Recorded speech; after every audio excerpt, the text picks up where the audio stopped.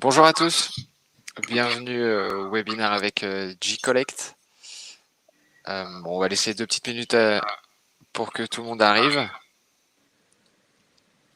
N'hésitez surtout pas, hein, s'il y a un problème d'image ou de son ou quoi que ce soit, à nous faire remonter l'info dans le chat pour que ça soit désagréable le moins longtemps possible.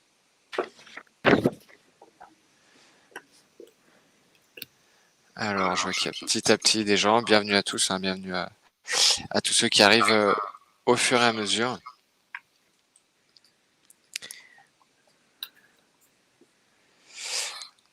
Alors, ce qu'on va faire, c'est qu'on va déjà, avant de rentrer dans le vif du sujet, redémarrer un petit peu avec les classiques liés au webinaire. Donc, pour ceux qui ont l'habitude et ceux qui l'ont un peu moins, le webinaire est enregistré. Vous allez recevoir donc le replay par mail ainsi que la présentation qu'on a utilisée dans la foulée cet après-midi. Pour ce qui est des échanges, on va vous inviter à utiliser le chat pour réagir à ce qui se dit, et si vous avez des questions, on vous invite à les mettre dans la colonne questions directement sur la droite de votre écran. Comme ça, en fait, on les traitera à la fin et on prendra le temps de rentrer dans les détails et essayer de vous apporter un maximum de réponses à vos questions. Le programme du jour, on va avoir une approche vraiment trésorerie avec la fiabilisation et l'analyse des flux, qu'ils soient entrants ou sortants. Donc bien entendu, à l'ordre du jour, hein, je l'ai pas redit, mais on va parler de la sécurisation et de la maîtrise du post-client à travers la digitalisation. Voilà, donc, comme je disais, première approche très trésorerie, analyse, fiabilisation des flux pour être capable de maîtriser cette strate-là des encaissements.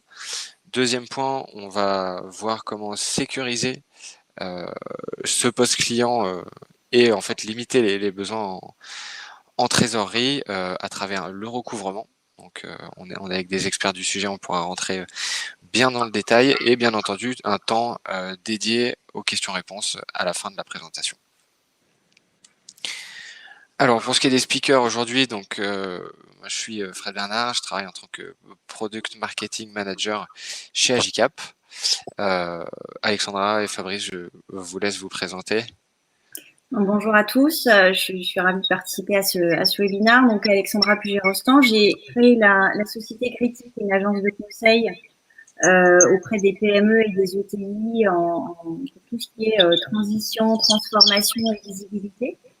Il y a déjà 8 ans, et j'interviens également auprès de la BPI en tant qu'expert sur trois activités importantes qui sont le mentorat d'entrepreneurs, la stratégie commerciale et la transformation digitale. Bonjour à toutes et à tous, je suis Fabrice Develay, le fondateur de G-Collect. Nous sommes la plateforme de recouvrement multicanal côté prestataire. Pour faire simple, vous avez une facture impayée, vous la déposez sur G-Collect. De la techno tourne pour calculer l'honoraire de recouvrement, et derrière nos prestataires viennent se faire attribuer la facture à l'honoraire de recouvrement qui aura été déterminé en amont, pour faire simple. Référent BPI dans le Digital Guild, labellisé Finance Innovation et labellisé tiers de confiance du numérique par la FNTC. Voilà. Ok, super. Ben, merci à vous deux en tout cas d'être là aujourd'hui et d'apporter votre expertise pour traiter ce sujet assez complexe dès qu'on rentre en profondeur dedans. Alors, rapidement aussi, on vous explique un petit peu qui on est, ce qu'on fait, donc que ce soit côté Agicap ou côté G-Collect. Pour ceux qui ne nous connaissent pas, Agicap, qu'est-ce qu'on fait? En fait, nous, on est un logiciel en ligne, donc un SaaS de gestion de trésorerie. Le principe d'Agicap, ça va être d'automatiser votre gestion de trésorerie plutôt que de la gérer sur Excel, tout simplement. En fait, voilà, on a une offre qui va se découper en 3 axes. Premier, ça va être le suivi de trésorerie avec de la synchronisation bancaire, le fait de faire remonter tous vos flux en temps réel dans vos dashboards et une catégorisation de ces flux-là qui va être automatisée pour vous permettre d'avoir une vision la plus claire sur tous vos postes de dépenses et d'encaissement. Deuxième point, la dimension prévisionnelle avec bien entendu des intégrations avec vos outils pour pouvoir visualiser tous les engagés, une dimension semi-automatique du prévisionnel avec vos objectifs et bien entendu tous les engagés mentionnés précédemment, et toute une partie scénario pour tester l'impact des décisions que vous devez prendre sur votre trésorerie.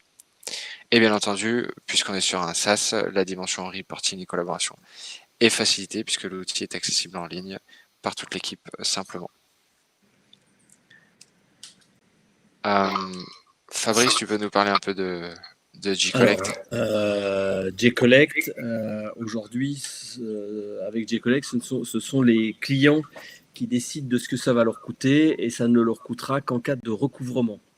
Des factures impayées qu'ils ont confiées à la plateforme. C'est on ne peut plus simple, c'est économique et c'est l'onboarding des factures est très simplifié. On assure le pricing par nos algos de l'honoraire de recouvrement, donc ce qu'il conviendra de payer si et seulement si votre facture est encaissée. Voilà. Une des spécificités de G-Collect, c'est effectivement de gérer des factures dues par des particuliers comme par des professionnels et toute typologie de facture et toute typologie de montant. À titre anecdotique, la facture la plus petite en montant déposé sur G-Collect est de 10 €. Elle a été recouvrée et puis après les montants, il n'y a pas de difficulté sur les montants plus importants.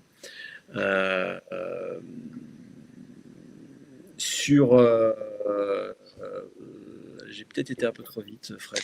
Oui, il n'y a pas de souci, c'est celle qui suit, si jamais tu veux compléter. Était un petit peu trop vite. Ce que je peux vous proposer, c'est G-Collect, on a un manifesto où on a pris des engagements. Aujourd'hui, vous nous retrouverez sur BFM, puisqu'on a lancé une campagne de spots publicitaires sur BFM Business et Bismart, qui passe en boucle depuis lundi. Ce dont on se rend compte, nous, je finis juste là-dessus, sur le recouvrement, que beaucoup ignorent pas le principe du recouvrement, mais finalement des factures impayées. On fait avec, ça fait partie de cette maladie française. Aujourd'hui, avec l'effet Covid, on se rend compte qu'aller chercher l'argent chez ses clients, c'est quand même une vraie solution pour éviter, autant que faire se peut, un concours bancaire, comme certains l'ont fait. Voilà. Sans forcément avoir en face la possibilité à terme de le rembourser. Donc aller chercher le fruit de son travail, il n'y a rien de plus légitime qu'au final. Bien entendu. Et je pense que beaucoup ont fait face à cette situation déjà, là dans les 2 mois qui sont passés, courir après les factures. Donc on va prendre le temps de rentrer un petit peu dans le détail là-dedans. Je pense qu'il y a beaucoup de choses à dire. C'est un sujet extrêmement intéressant. Voilà, donc finalement, l'ordre du jour aujourd'hui, on parle beaucoup de digitalisation, on parle aussi de maîtrise du post-client. C'est 2 choses qui vont devenir petit à petit indissociables. Pas la peine de refaire un topo complet sur la crise et la complexité que ça a apporté dans les relations financières entre les entreprises en difficulté et les autres entreprises en difficulté qui ont besoin de finalement récupérer, comme tu disais Fabrice, le fruit de leur travail. Donc le post-client, c'est finalement ce qui va vous apporter votre revenu. Le revenu, c'est ce qui va faire que votre entreprise tient debout et que vous arrivez à payer des salaires à la fin du mois. Donc finalement, l'impact du post-client sur la trésorerie il est extrêmement fort et on a toujours tendance un petit peu à espérer que ça se passe bien, mais on a souvent peu de recours pour, on va dire, limiter le risque d'impayé, limiter le risque d'avoir un trou de trésorerie qui est dû à une facture non réglée, par exemple. Donc voilà, le principe aujourd'hui, c'est de voir un peu comment, avec des outils plus digitalisés que les méthodes qu'on a entendu et qu'on utilise potentiellement pour certains encore jusqu'aujourd'hui, ça va être de voir comment on peut bien entendu gagner du temps, gagner en simplicité et gagner en efficacité, et ce finalement pour réussir à générer à nouveau du cash et être capable de faire rentrer les factures à temps, et en tout cas de faire rentrer l'argent qui avait prévu de rentrer et limiter le risque d'impayé et donc le risque de trou de trésorerie qui peut parfois être fatal pour certaines entreprises avec une finance un peu limitée. Alors, juste sur le fatal sur les entreprises avec une trésor limitée, c'est une entreprise sur 4 dépose le bilan du fait d'un impayé subi. Voilà, allez, les chiffres parlent d'eux-mêmes. Et avant Covid, plus de 300 000 emplois directement menacés. Voilà, Du fait des impayés. Ouais, bien sûr, c'est quelque chose qui peut être très très grave. Parfois, ça part d'une situation déjà critique, mais on n'est pas là pour essayer de comprendre pourquoi. On est surtout là pour essayer aujourd'hui de comprendre comment on va pallier ça. Et je pense qu'on a quelques petites solutions pour vous. Alors déjà, dans un premier temps, une approche purement trésorerie. On va parler de fiabilisation de l'analyse. Alors pourquoi est-ce que c'est si important? Parce que finalement, c'est en ayant de la visibilité sur les encaissements à venir et les encaissements que vous êtes finalement censé récupérer au jour près, et vous savez en temps réel si vous les avez ou pas, vous aurez déjà une idée de la santé de votre entreprise à chaque instant, et vous pourrez vite voir où vous en êtes sur le recouvrement de vos factures à venir et dans les relances avant d'en venir jusqu'au recouvrement. Là, on va traiter un sujet bien spécifique, donc à savoir le recouvrement, maîtrise du poste client. On a un centre de ressources de plus en plus complet sur Agicap, dû aux différents webinars, livres blancs, etc. qu'on va poster pour en fait vous apporter un maximum de réponses. Donc n'hésitez pas à jeter un œil à notre section ressources sur le site, qui sera cliquable dans la présentation que vous allez recevoir par mail, si jamais il y a d'autres sujets que celui qu'on traite aujourd'hui qui peuvent potentiellement vous intéresser. Alors, bonjour Sylvain, bonjour Eva. On va voir là tout de suite 5 mesures concrètes pour maîtriser votre poste client d'un point de vue gestion de trésorerie. C'est-à-dire que finalement, ça va être dans votre gestion que vous allez commencer à vous protéger contre le risque des impayés. En maîtrisant toutes vos strates d'encaissement et en maîtrisant les éléments qui arrivent dans un futur proche. Alors, ça passe par quoi? Premièrement, ça va être catégoriser ces encaissements. Pourquoi est-ce que la catégorisation des encaissements est extrêmement importante? Tout simplement parce qu'en fait, ça va vous permettre de voir couche par couche, sous-couche par sous-couche, quel argent est censé rentrer dans vos caisses demain, à la fin de la semaine, à la fin du mois. Et ça, c'est extrêmement important dans le sens où c'est ce qui va vous aider à vous projeter sur les encaissements à venir et surtout connaître l'origine de ces encaissements. Et du moment où vous maîtrisez toutes les strates d'encaissement, ça va vous permettre de visualiser aussi s'il y a un danger sur par exemple un client qui représente je sais pas 80% de votre chiffre d'affaires. Et si ce client décide de ne pas vous payer, ça va être compliqué, même si il y a beaucoup de solutions, on y viendra après. Voilà, donc première chose, une visibilité la plus forte possible sur ces strates de revenus. Deuxième point, la dimension prévisionnelle et les objectifs. Donc on fait souvent des prévisions de vente avec des objectifs de vente, mais là il faut le faire avec une approche vraiment cash, où finalement vous allez vous faire un prévisionnel d'encaissement avec les factures exactes qui vont arriver à telle date et bien entendu des objectifs d'encaissement. C'est-à-dire que ça va vous permettre de voir, je pense que tout bon gestionnaire travaille avec des objectifs, et si c'est pas le cas, on vous invite à le faire. Ça vous permet de vous projeter bien mieux et surtout de comparer vos engagés et le réel avec vos objectifs. Autre point extrêmement important, le suivi en temps réel. Si vous n'êtes absolument pas trop proche de vos sous, si vous êtes tous les jours connecté sur votre compte bancaire, c'est quelque chose qu'on ne pourra reprocher à personne, dans le sens où ça vous permet de savoir exactement ce qui se passe tout de suite à l'instant T. Si vous devez décaisser quelque chose d'imprévu, vous savez ce que vous avez sur le compte en banque. Vous attendez des factures, vous savez si elles sont arrivées. Donc le suivi en temps réel, c'est extrêmement important pour finalement valider la santé de votre entreprise et pas faire l'autruche et éviter de regarder les comptes en banque s'ils sont pas forcément en positif parfois. Autre point, l'évolution du chiffre d'affaires en fonction des charges. Donc ça, c'est quelque chose idem que là, on va être vraiment sur le poste client pur, au-delà du risque d'impayé. Comment est-ce que vos encaissements varient? Est-ce que finalement vous allez dégager plus de marge sur un même chiffre d'affaires? Est-ce que vous allez avoir un décalage entre vos investissements et la rentabilité de ces investissements?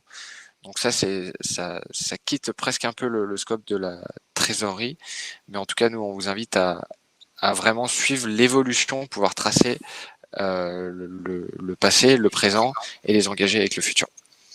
Et dernier point, testez vos décisions. Vous êtes prêt à faire un investissement pour un nouveau client? Qu'est-ce que ça va représenter sur votre trésorerie? Est-ce que vous êtes capable de le faire? Vous avez prévu d'avoir une discussion avec un client stratégique. Ça peut peut-être faire des étincelles et potentiellement rallonger des temps de paiement. Projetez-vous, faites des scénarios, essayez au maximum de voir l'impact que ça aura sur votre trésorerie, et au moins en arrivant à la réunion, vous auriez déjà un peu plus d'éléments, savoir sur quel point vous devez faire attention. Voilà, donc ça c'est la partie théorique. À quoi ça ressemble vraiment? Je vais rapidement switcher sur Agica pour vous montrer un petit peu le principe finalement de ce que je viens de vous dire.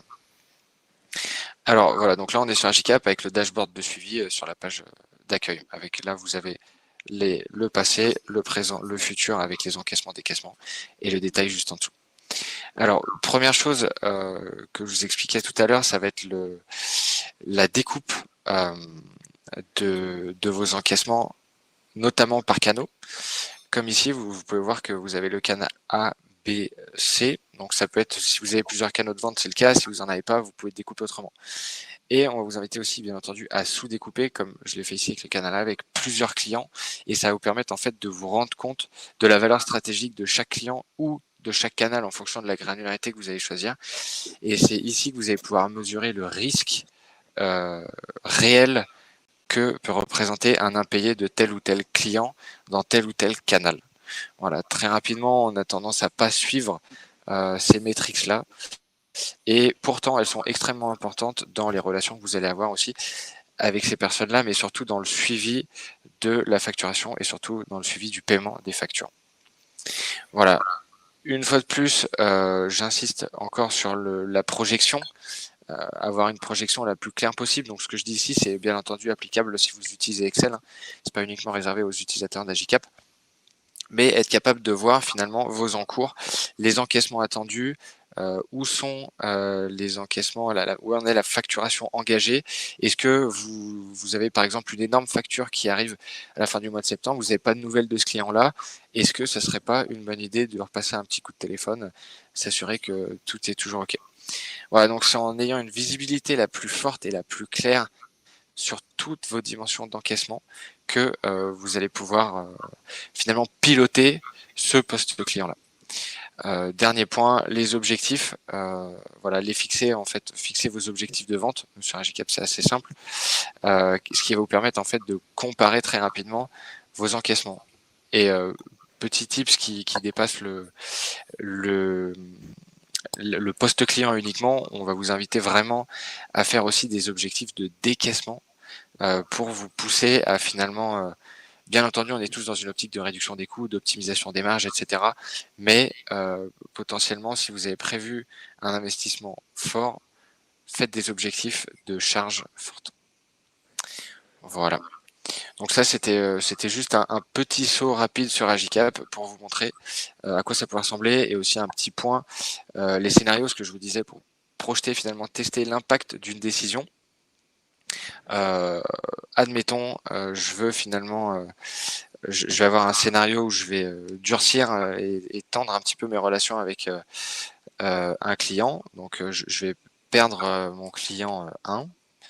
Admettons, donc je vais me baser sur le scénario principal, et je vais voir en fait à quoi ça ressemble si, par exemple, ce client 1, je sais qu'il représente à peu près, bon allez, on va y aller franco, je sais pas, pour le mois de décembre, à la fin de l'année, il représentait 50% de mon chiffre d'affaires. Je perds ce client-là où en fait on va décaler le paiement. Hop, je peux voir tout de suite l'impact sur ma trésorerie. Donc bien entendu, c'est un paiement que vous allez pouvoir recouvrir, donc qui arrivera un petit peu plus tard, le temps de la démarche. Mais en tout cas, gardez bien en tête que c'est extrêmement important de vous projeter et de tester en fait tous ces petits scénarios d'impact en fonction des décisions que vous allez prendre aujourd'hui. Hop, on va basculer sur la présentation. Alexandra, j'ai des petites questions pour toi. Du coup, de ton côté, comment toi tu préconiserais, quels sont les conseils que tu donnerais pour finalement maîtriser son poste client et qu'est-ce que ça représente dans la gestion d'une entreprise au global? Moi, ce que je constate pour travailler avec généralement avec les fondateurs et les dirigeants des PME et des ETI qui, pour le coup, sont mes clients, l'importance, moi, ce que je préconise, c'est de toujours garder la main sur sa gestion, de la déléguer, la faire faire par son expert comptable, ses équipes, c'est très bien. Mais garder la main, quand on est entrepreneur, c'est très important parce que justement, on a en tête d'autres schémas, on a en tête, on va dire, une logique d'investissement ou de gestion qui n'est qu'à soi. Donc, le fait d'avoir des outils qui permettent en 2-3 clics d'avoir de la visibilité et, comme tu le disais tout à l'heure, d'anticiper, puisque on peut utiliser l'idée d'utiliser des outils qui sont digitaux, c'est vraiment pour faciliter aussi cette gestion. Donc pour moi, effectivement, ça permet que chacun ait soit son tableau de bord, soit puisse avoir le même tableau de bord, mais chacun avec son degré de compréhension et son degré d'investissement dans l'entreprise. Un DAF n'aura pas forcément toujours la même vision que le créateur de l'entreprise, etc. Donc, ni même que l'expert comptable, ce qui est souvent même le décalage est souvent là aussi. Donc, d'avoir effectivement des outils digitaux permet d'avoir cette visibilité, permet d'anticiper, puisqu'on ne peut pas parler de bonne gestion d'entreprise si on n'anticipe pas, comme tu le disais, ses décaissements, ses encaissements, et le fait d'ajuster sa trésorerie permet de ne pas faire d'impair, de privilégier de payer ses salariés plutôt qu'un partenaire qui ne joue pas le jeu, etc. Ou d'expliquer à un client qu'il va falloir que malgré tout il fasse un petit effort et qu'il paye une partie de ses factures, même s'il peut pas en totalité les payer, parce que ça va permettre de soulager notre propre trésorerie. Donc en fait, pour moi, c'est important d'avoir une sorte d'immédiateté et lier l'immédiateté et l'anticipation.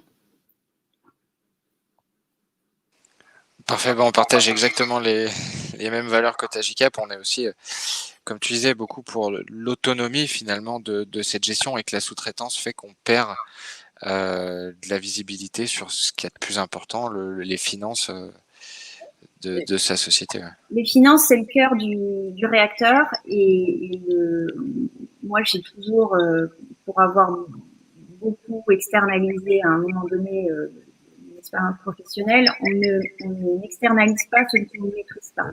Donc, il faut pouvoir, à partir du moment où on délègue à un tiers la gestion en tout ou partie de son entreprise, il faut malgré tout avoir l'œil dessus. On peut pas lui dire je te paye pour que tu gères l'ensemble sans avoir un regard et sans pouvoir donner aussi son avis. Donc ces outils digitaux permettent effectivement de recouvrer, de faire gérer par des tiers des encaissements, etc. Après, tout dépend de quoi on parle, mais si on parle d'e-commerce, si on parle de gestion qui est aussi un petit peu internationale, mais c'est bien de savoir en temps réel ce qui se passe sur à la fois les comptes, la trésor, etc. Ça permet là encore d'anticiper et d'alerter suffisamment en amont et de prendre les devants. Aujourd'hui, moi, je vois que globalement les dirigeants sont dans cette optique-là de maîtriser, encore plus aujourd'hui par rapport à l'actualité sanitaire. Mais ça a toujours été un réflexe. Aujourd'hui, le fait que ce soit digital permet d'aller plus vite, d'être plus agile et de prendre la décision plus rapidement. Donc là, je prêche pas forcément pour Agicap en particulier, ça se vérifie dans tous les secteurs de l'entreprise, dans tous les postes de l'entreprise. Donc en fait, pour moi, c'est aujourd'hui un indispensable de la transformation. Il y a des outils efficaces qui existent à des coûts qui sont finalement pas si élevés que ça quand on y va pas à pas. Hein. Il faut pas acheter un outil, un logiciel justement qui soit une usine à gaz pour une PME de 50 salariés. Il faut ajuster finalement l'outil qu'on va utiliser qui va nous permettre de maîtriser l'ensemble. Donc pour moi, si effectivement j'ai finalement cette sensibilité-là par rapport aux entrepreneurs que je côtoie, c'est vraiment à la fois ce qui est recherché et ce qui est bon pour la pérennité de l'entreprise. Qu'on soit start-up ou pas d'ailleurs, hein, parce qu'on a toujours tendance à dire que les startups parlent aux startups, c'est-à-dire j'ai une startup, donc je prends des outils digitaux. Les startups là aussi pérennes, elles aussi fiables et qui savent bien gérer leur poste client, sont très utiles pour des PME, des ETI et des grands groupes. Il faut faciliter les choses tant qu'elles peuvent l'être. Ça permet aussi aux entreprises et aux chefs d'entreprise de prendre vraiment du temps utile pour gérer les crises, pour être auprès des salariés, auprès des équipes et pour aller aussi chercher du business. Tout à fait. Je ne peux qu'acquiescer. Du coup, je pense qu'on peut rentrer dans le vif du sujet avec justement une méthode qui est le recouvrement. Je pense que Fabrice, on peut te laisser la main là-dessus pour nous éclairer un petit peu. Dans vos présentations à tous les deux, il y a un verbe qui revient constamment, c'est l'anticipation. Anticiper, pardon, et l'anticipation. Nous, afin d'aider, je reviendrai sur le manifesto, afin d'aider les chefs d'entreprise, les DAF, les gens qui ont des factures impayées, on a mis en ligne une calculette qui calcule le chiffre d'affaires compensatoire. En clair, si je ne fais pas recouvrer ma facture, je vais devoir facturer beaucoup plus. L'exemple que je vais vous citer, c'est si j'ai une facture impayée de 15 000 euros, mon taux de marge est de 15%. Le montant pour compenser ces 15 000 euros, il est de 100 000 euros. Donc, c'est ce petit outil d'aide à la gestion du recouvrement permet à nos clients de s'assurer qu'ils ont fait effectivement de bons choix en nous confiant les factures recouvrées. Le plus simple, c'est d'aller sur la plateforme Gcollect. Le dépôt des factures est immédiat. C'est hyper simple, c'est très facile d'accès.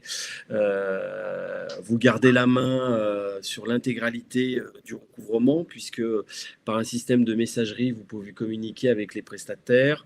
Les fonds vous sont reversés dès l'instant où ils sont encaissés automatiquement. Et surtout, une de nos innovations, c'est ce qu'on a appelé le recouvrement circulaire que personne ne propose. Étant une plateforme, une marketplace, on est à même de pouvoir, dès l'instant où une facture a été attribuée à un prestataire et que dans un délai que l'on a fixé avec le client ou un délai qui nous est propre, pouvoir changer de prestataire. Aujourd'hui, la quasi-totalité des clients qui ont des impayés vont confier leurs créances à un huissier, à une société de recouvrement, sans pouvoir tester l'efficience d'autres acteurs du recouvrement. Nous, c'est ce qu'on propose également, au-delà de la préconisation de l'honoraire de recouvrement qui est entre les mains du client, puisque c'est lui qui le valide. C'est ni le Prestat ni Gcollect. Voilà, c'est une aide à la décision. On va lui dire, voilà, pour cette facture de 15 000 euros, l'honoraire de recouvrement, le plus adapté à votre facture à recouvrer est de X%. Donc, ce sont nos algos qui le calculent. Donc, c'est très simple. Donc nous, je reviens un petit peu en arrière, on a lancé un manifesto qui a été repris pour partie, et je sais qu'Alexandra, elle y est sensible. Je suis l'initiateur d'un collectif de 7 fintech. Ces 7 fintech sont intégrés dans un collectif qui s'appelle le Smart Recouvrement, et nous gérons l'intégralité de la gestion du poste client. Ça va de l'émission de la facture numérique jusqu'au recouvrement, en passant par des solutions de paiement aux fournisseurs comme peuvent l'offrir l'IBO, des solutions de gestion financière, de finances alternatives, comme peut le proposer Tresoria à Bordeaux. À Lyon, ça va être Red Fox Finance qui va anticiper le règlement de la matière première. Voilà, nous sommes un collectif sur le web, c'est smartrecouvrement.com. Vous le trouverez aisément. Donc, c'est cette boîte à outils qui permet notamment à nos chefs d'entreprise, aux chefs d'entreprise de trouver des solutions sur un guichet unique. Avec bien évidemment, pourquoi j'ai initié, j'en suis pas le créateur puisqu'on est plusieurs, j'ai initié ce collectif. C'est moi, s'il y a une chose à laquelle je crois à demain, c'est l'économie d'alliance, et pour s'allier, il faut des valeurs communes. Donc il y a une éthique qui anime tous les membres du collectif, ces valeurs, nos valeurs sont l'empathie, la solidarité et l'activisme autour de la préservation de la relation client et de la gestion du poste client. Voilà ce que je peux vous dire sur ce que fait J-Collect. Très, très simple. Et si tu devais conseiller, donc pour revenir un petit peu sur le recouvrement et cette méthode, si jamais, là je sais pas, ceux qui nous écoutent ont besoin d'en savoir un petit peu plus, à quel moment est-ce que tu conseillerais de déclencher les mesures, être prêt à agir, anticiper? Le meilleur allié du recouvrement, au-delà de J-Collect, c'est effectivement le temps. Donc, plus les décisions sont prises rapidement dans le temps et mises en œuvre, meilleure sera la probabilité de recouvrement. Plus on va attendre, plus la probabilité de recouvrement, elle s'estompe. Donc, il y a le temps et bien évidemment la relation commerciale qu'on a avec son client. Entre le client one-shot et le client récurrent, ou le client qui a des difficultés, il y a ce discernement à opérer. Mais le temps, dans tous les cas, est un facteur permettant de guérir de son ou de ses impayés. Avec des solutions, J-Collect, c'est la brique recouvrement, avec des solutions de relance et des solutions telles que toi et à travers toi, JCAP peut les proposer sur une visualisation en temps réel de l'état de ses comptes et de sa trésorerie. Voilà. Ok, très clair, c'est bien noté. Et pour reprendre ce qui a été dit sur la transfo numérique, je pense qu'aujourd'hui, les grands comptes, ils ne peuvent plus faire l'économie de ne pas travailler avec des startups, même si c'est compliqué pour les grands comptes, puisque les grands comptes sont souvent évalués sur leur gestion financière à court terme, et arriver à se projeter, ce n'est pas toujours facile pour un grand compte, avec des innovations et des solutions nouvelles. Ouais, absolument. Ouais. Et Alexandra, du coup, si tu mets ta casquette consultante, qu'est-ce que tu conseilles, toi, avec le recouvrement? Comment tu le places dans la stratégie? Je pense qu'on a tous fait face au recouvrement un jour ou l'autre, avec plus ou moins de succès. Donc, je pense qu'effectivement, pour reprendre la suite de ce que je disais tout à l'heure, l'anticipation, c'est le maître mot. de pouvoir négocier gentiment aussi avec ses clients en disant voilà, si c'est pas la totalité, c'est un peu. Et puis on échelonne un peu différemment pour éviter justement d'avoir vraiment des impayés. Je pense que on peut y aller en douceur dans un premier temps parce que surtout aujourd'hui vu le contexte, voilà, tout le monde je pense essaye de faire du mieux possible. Maintenant, recouvrer effectivement, comme le disait tout à l'heure Fabrice, l'objet est finalement le fruit du travail d'une équipe, bah, c'est totalement légitime. Donc je pense qu'il faut effectivement s'armer un petit peu pour automatiser l'ensemble. Quand on en a un tous les 6 mois de recouvrement, bon, c'est pas bien grave, mais ça peut très vite tourner à la catastrophe. Moi, je connais effectivement certaines sociétés qui ont eu une cessation de paiement quasi directe parce qu'un gros client a cessé de payer ses factures. Il faut pas, il faut savoir être vigilant et savoir être toujours en alerte. Et le fait de pouvoir recouvrer assez facilement sans faire appel à un huissier, des avocats, des relances systématiques, etc.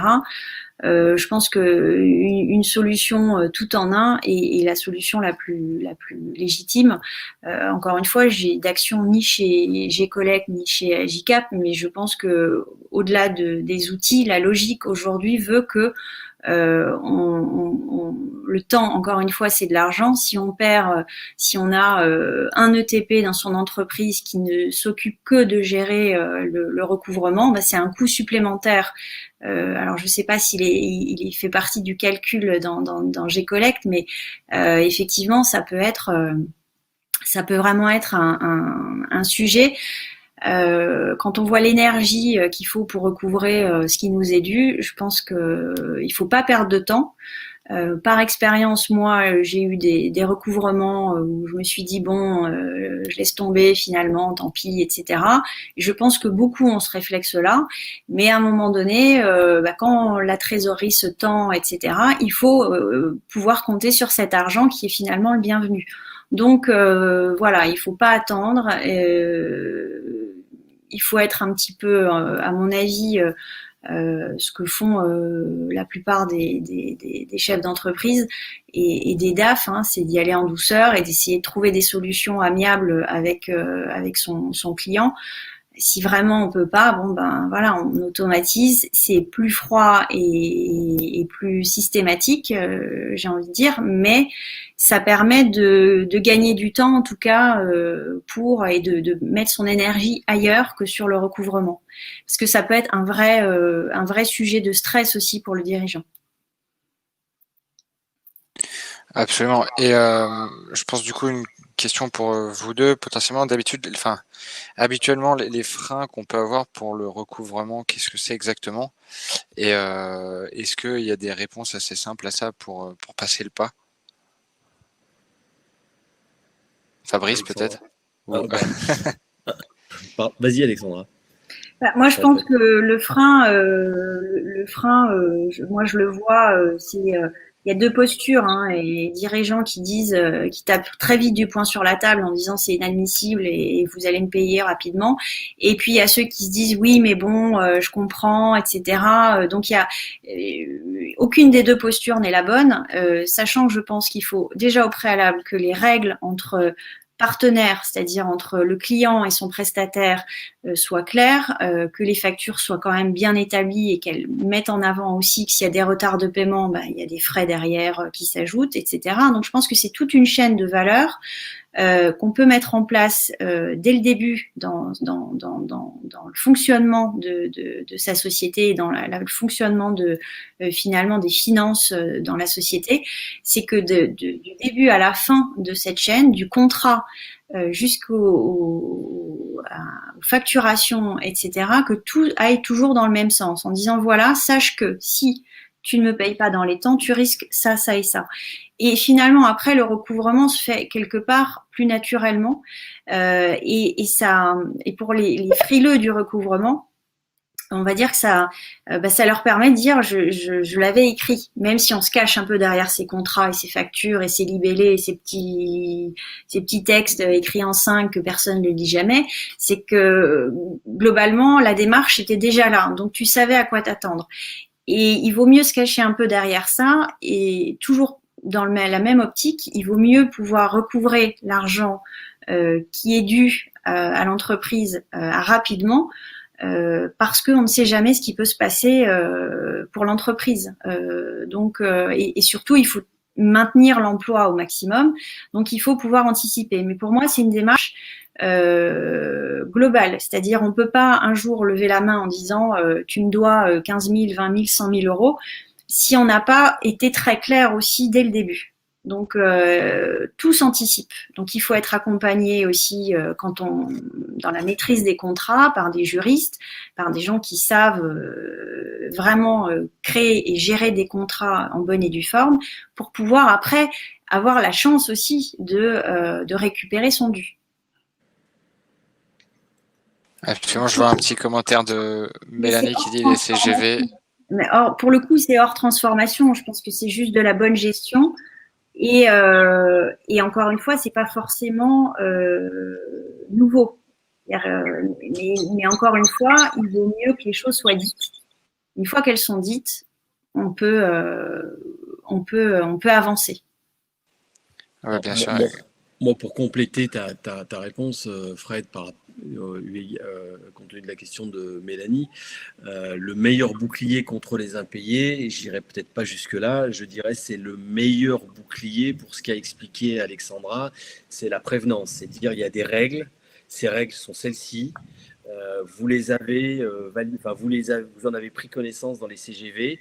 Si vous ne deviez pas les respecter, les CGV, voilà ce à quoi vous vous exposez. Mais les CGV contre les impayés, pas tout à fait contre les impayés. Les CGV vont faciliter le recouvrement des impayés et la prise de décision. J-Collect, nous on le voit, hein, on fait du recouvrement B2B, B2C. La prise de décision, elle est généralement plus rapide sur des clients B2C. Et puis aujourd'hui, avec le système d'abonnement et d'usage, de consommation à l'usage, le recouvrement devient indispensable. Si vous voulez continuer à utiliser notre plateforme, si c'est un acteur de la mobilité urbaine, si c'est une marketplace, faut payer ce que vous devez. Sinon, le service est interrompu de fait. Avant de basculer en recouvrement, on interrompt le service. Et effectivement, il ne faut pas confondre CGV, CGU et contrat. Alors, quand c'est du e-commerce, finalement, l'acceptation des CGV vaut contrat. Mais dans l'e-commerce, la législation fait que effectivement, s'il n'y a pas, c'est la contrepartie. La contrepartie est immédiate. Vous payez immédiatement, vous avez le bien ou le service que vous avez choisi. Mais ça régit, on va dire, les conditions d'achat et de vente. Ça n'est pas l'arme secrète pour régler les sujets de trésorerie ou d'impayés, etc. Hein.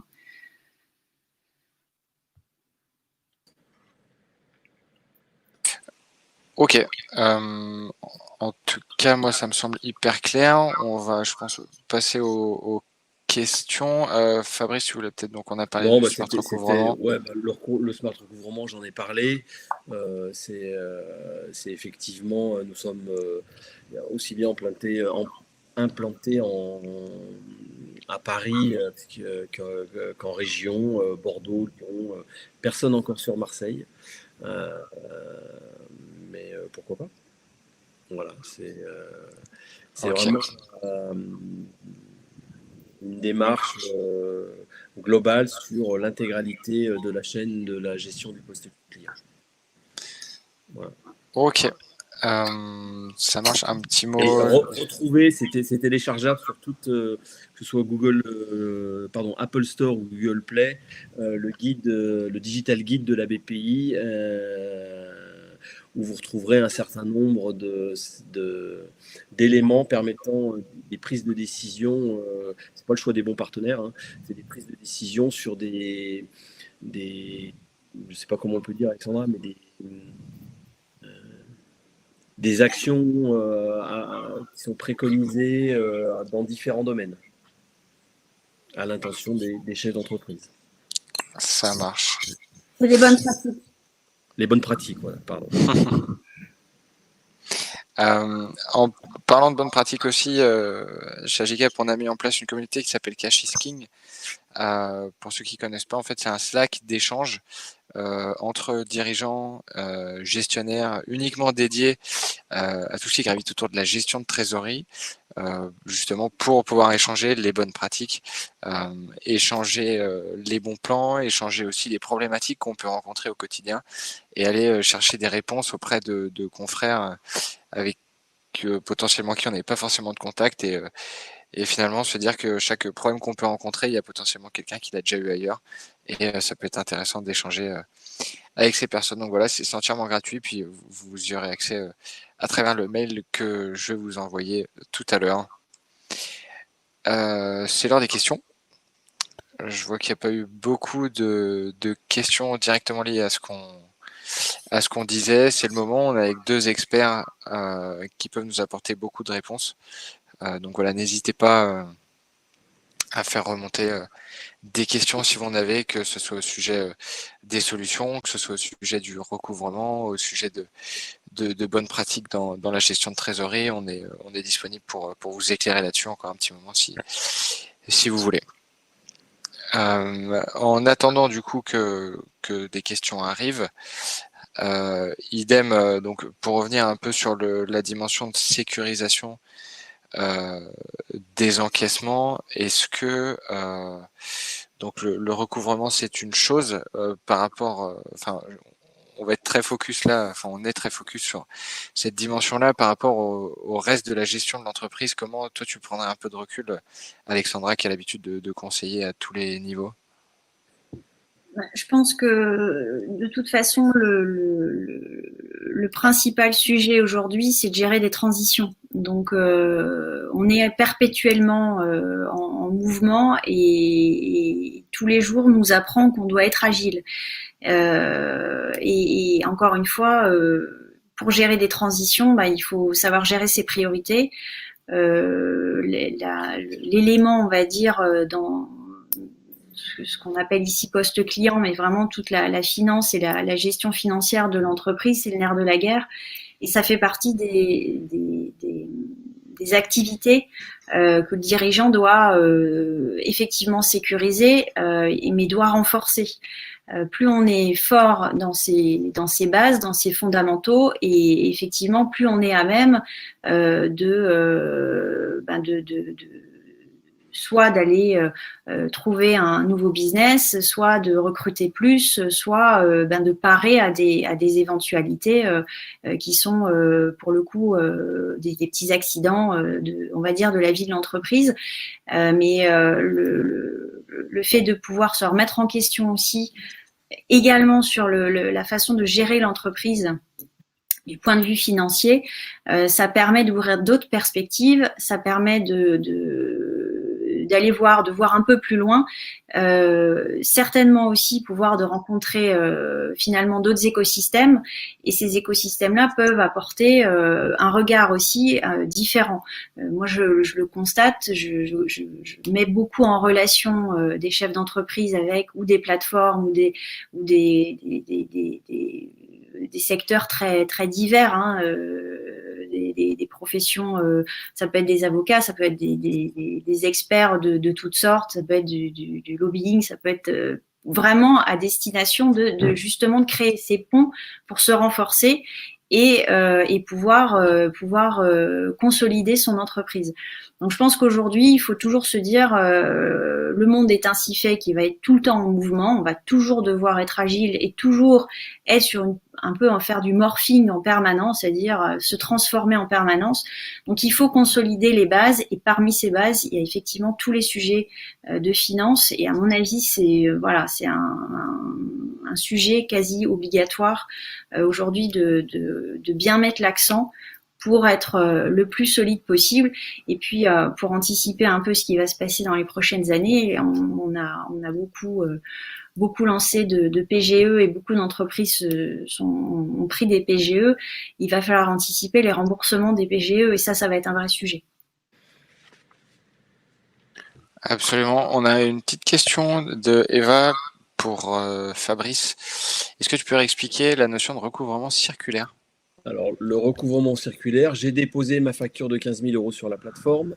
La plateforme a déterminé l'honoraire de recouvrement. Le client est d'accord sur le montant de l'honoraire de recouvrement qui sera perçu par le prestataire si et seulement si la facture est encaissée. La facture est mise sur la place de marché à destination de tous les prestataires.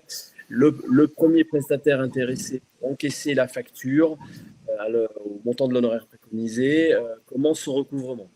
Au bout d'un délai fixé avec le client, où c'est nous qui le faisons de nous-mêmes, on se rend compte qu'il n'y a pas de paiement, qu'il n'y a pas eu, par exemple, de prise d'accord sur un moratoire, qu'il n'y a pas eu que le client nous dit, que le prestataire nous dit, je n'arrive pas à contacter le débiteur. Qu'est-ce qu'on fait ? On prend la facture, on retire la facture et on l'attribue à un autre prestataire, aux mêmes conditions que le premier prestataire qui se l'était vu attribuer.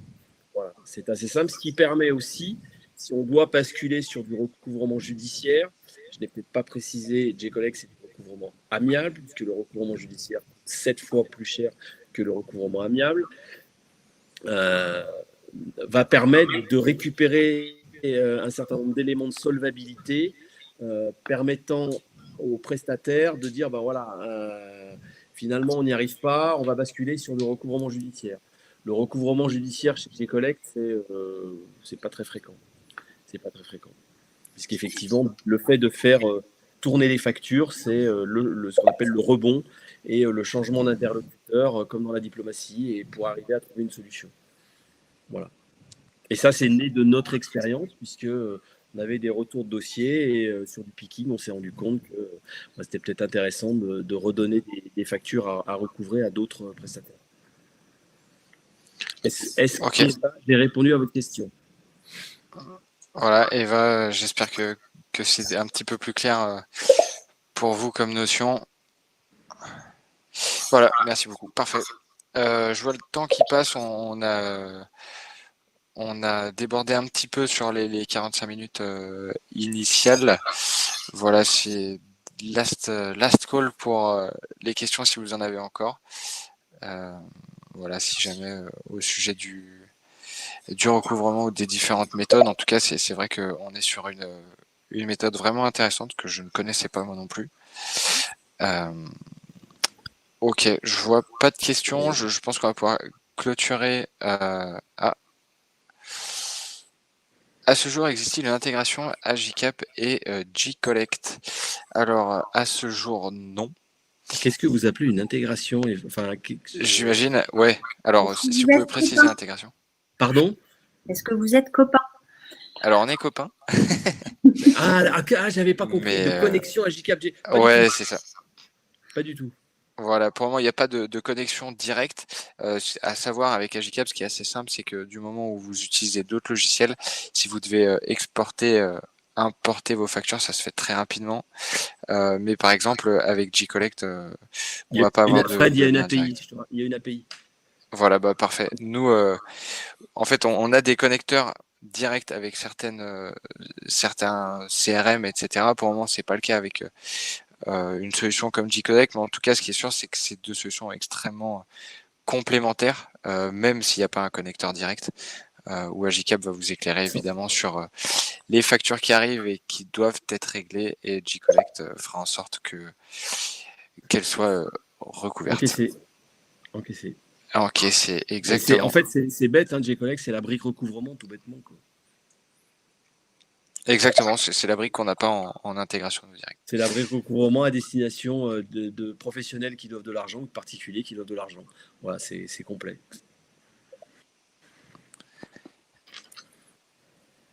Alors, pour bien Merci. préciser. Recouvrement à bien. Petite question encore de Mélanie. Recouvrement circulaire égale acteur recouvrement amiable vers recouvrement contentieux exclusivement.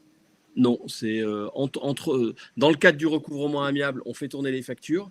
Et l'objectif, c'est d'arriver à récupérer suffisamment d'informations ou d'éléments de solvabilité permettant, le jour où on doit basculer en contentieux, de dire oui, on bascule en contentieux. Puisque nous, on demande à nos prestataires de nous expliquer pourquoi ils veulent basculer en recouvrement contentieux.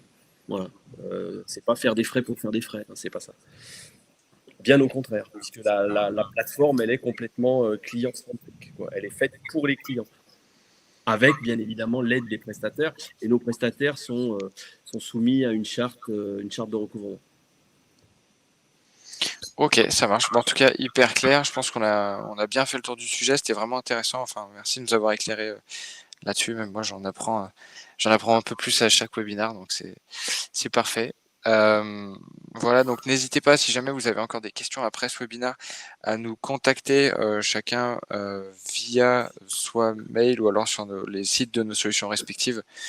Je m'avance assez aisément en disant que nous trois sommes assez simples à contacter, même que ce soit via LinkedIn, via les sites de Gritty ou Gcollect. Si vous avez des questions sur quoi que ce soit d'autre et si vous pensez qu'on peut vous éclairer sur certaines problématiques. En tout cas, ça sera avec plaisir. Merci. On peut tous nous retrouver sur LinkedIn et Twitter. Voilà, c'est parfait. Merci à tous, merci à tous les deux, Fabrice et Alexandra. Merci Frédéric pour l'organisation, merci Alexandra d'avoir accepté l'invitation. C'était vraiment très sympa. Merci encore, très pertinent. Et merci à tous de nous avoir écoutés. Et je vous dis à très vite. Merci. Au revoir. Au revoir, à bientôt.